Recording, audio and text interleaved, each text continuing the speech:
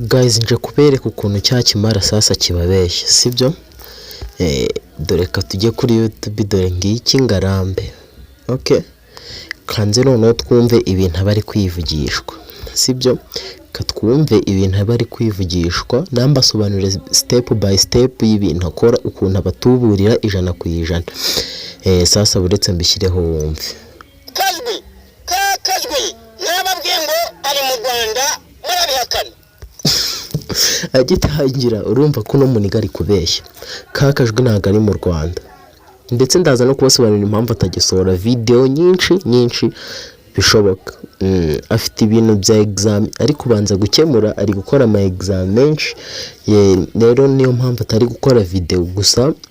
Mbese yaza gukora video, uyu muntu aba yaramuvuzeho ibintu byinshi, muzi ibintu yakoze, nk'igice nashyizeho cy'ukuntu yashyize irasura yakajwi ya muzi ibintu byinshi yamukoreye, baramuvuzeho ibintu byinshi, gusa afite exam nyinshi, ntago ari available, ntago yaboneka. Ariko none ndagira ngo tumuhamagare ku murongo wa telefone. Ezo namuhamagaye turavugana, tumaze kuvugana abaranguti mwandikira kuri WhatsApp, twavuganye abiri mwabize abashitani muvugana bibi ambo batumutungure rero sasa rero abantu muhora muvuga. Sasa ibintu byo kuvuga ngo yamuhamagaye, izo nimero byanyabyo arazifite. Ase koko niba zifite kuki atazishyiramo ngo twumve wagwane. Kajwi na muri Amerika najyamba bwiza kurega. Kajwi yagiye muri Amerika ku mpamvu zo kwiga. Ibyo nta muntu utabizi, ko yagiye ku mpamvu zo kwiga, sibyo? Nta muntu utabizi. Kuba yaragiye ku mpamvu zo kwiga mwese simubizira, mwese nzi neza ko muzi ko yagiye ku mpamvu zo kwiga, niyo mpamvu ari muri Amerika. Ikindi ibi bintu byose ari kubabwira ni prank, nakweretse ukuntu ari prank muri video yakubanje.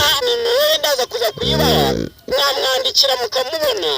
Iriya foto bigeze gusakaza ku mbuga zose, bavuga yuko ari bakabihakana. Ndagira ngo mbabwire ngo niwe, kuko hari ifoto nabonye kuri WhatsApp bifitanye isano. Kuri WhatsApp yandi.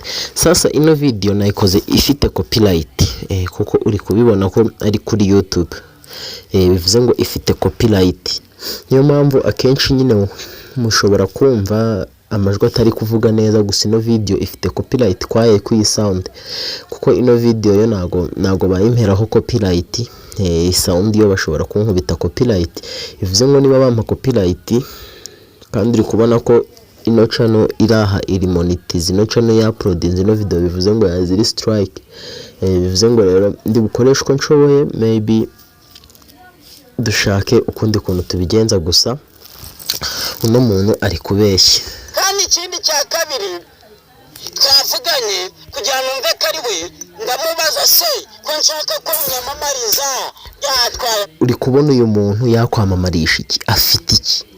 Karinjije yitereye aho karurumara no musega mana.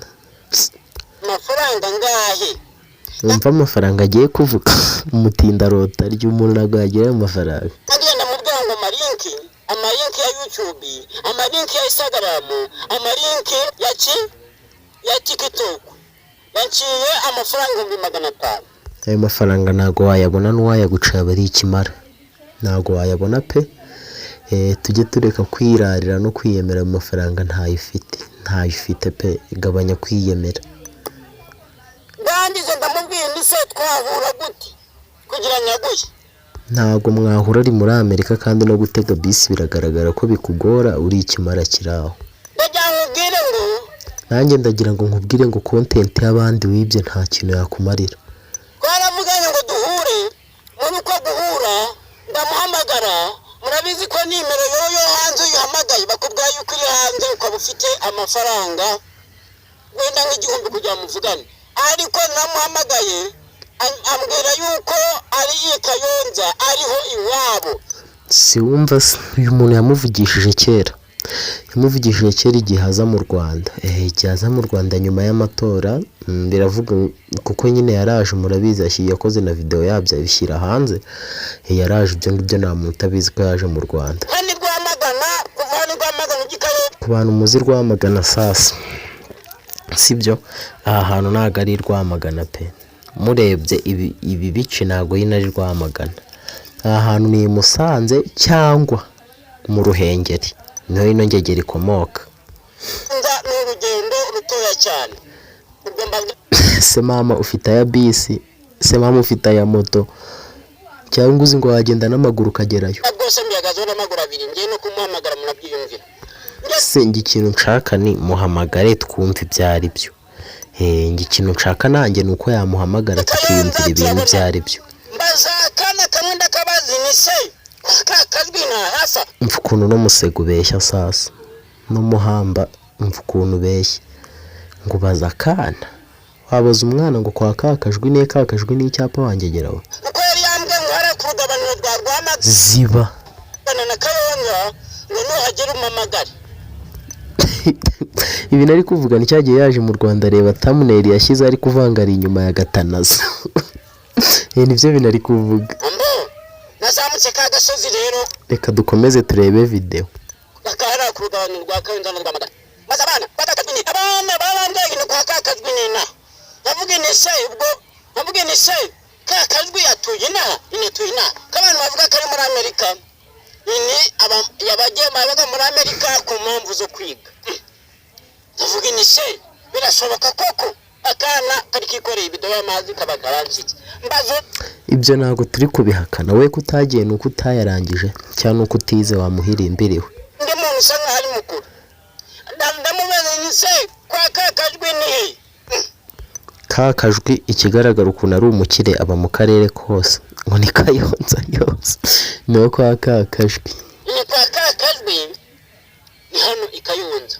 None se Iki kimara ntago wakirakarira, ahubwo njye gitangiye kunshimisha. Ntago wakirakarira pe, gitangiye kundyohereza umunsi, kuko niba ari kuvuga ibi bintu se ubwo urumva butaturubuye. abantu bavuga ngo kwa kakajwi aba muri Amerika.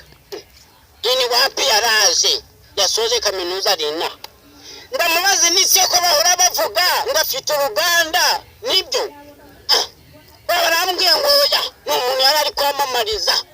Ntabyo kwamamaza, use wakwamamariza umuntu witwa izina ryawe, kuko wabonye ko hari ahantu nyine akorera yandika ku mipira, agurisha pochette, biriya bintu byanditseho Kakajwi, sibyo?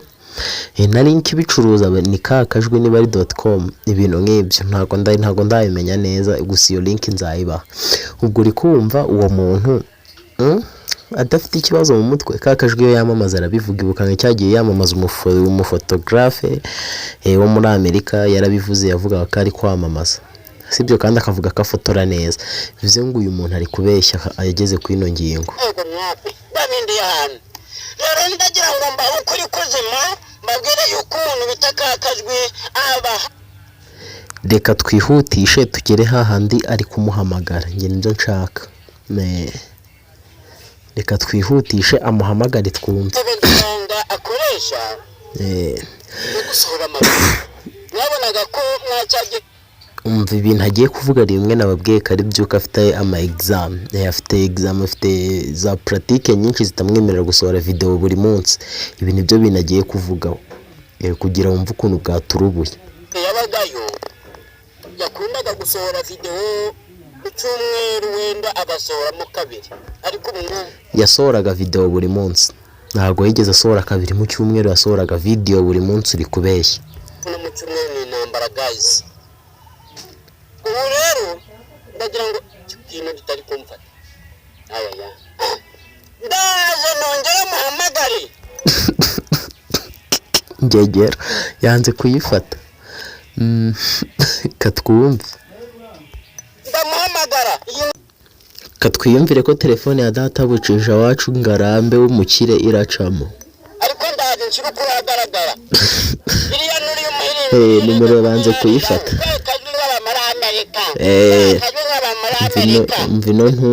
Mvino ntumbagane mugani wayo no ntumbi. Yibye content y'abandi ngere nacyo kintu kindya, none reba ibintu atangiye kuyikoresha. sibyo ngibyo katwumve kamuhamagaye none mbabarira ampati arayifasha aro muri kubyumvara ngo muzategereze pati tu ubwo nyine murindire nayo nanayisora nzabata mukuna babeshya gusa abishaka yagabanya ubugegera mugani agakora ibintu bizima ubwo nyine bye mukore subscribe ciao ndabakunda naho mu zindi video bye